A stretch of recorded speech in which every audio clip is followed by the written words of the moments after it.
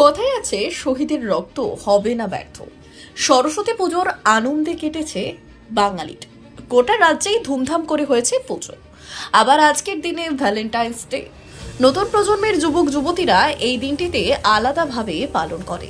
তবে ভারতে আজকের দিন অনেকেই কালো দিন হিসেবে পালন করে, কারণ আজকের দিনে কাশ্মীরে ঘটে গিয়েছিল সেই কালো দিন।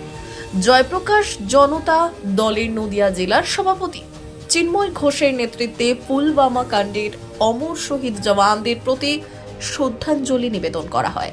মোমবাতি মিছিল নিয়ে এই প্রজন্মের যুবকরাও শহীদের শ্রদ্ধা জানিয়েছেন। কাশ্মীরের শহীদ সেনা জওয়ানদের স্মরণ করেন। পাক মদতপুষ্ট জঙ্গিদের আক্রমণে প্রাণ গিয়েছিল ভারতীয় সৈন্যদের। গোটা দেশ ফেলেছিল চোখের জল। কিন্তু সময় পার হতেই আমরা গিয়েছি সব ভুলে। তবে সবাই ভোলেনি।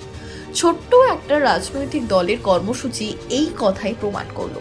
বড় বড় নামজাদা শিক্ষা প্রতিষ্ঠান স্মরণ করেনি, তবে যারা স্মরণ করলেন তাদের কুর্নিশ জানায় উত্তরের প্রহরী।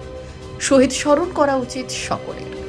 আত্মকেন্দ্রিক মানব জীবনে আমরা অনেকেই শহীদদের ভুলে যাই। তবে আজকের এই ভালোবাসার দিনে শহীদ পরিবারের সকল সদস্যকে জানাই শ্রদ্ধা। পরিবারের প্রিয় মানুষ না থাকার কতটা কষ্টের একমাত্র শহীদ পরিবারের সকল সদস্যই বোঝেন। ব্যুরো রিপোর্ট, উত্তরের প্রহরী।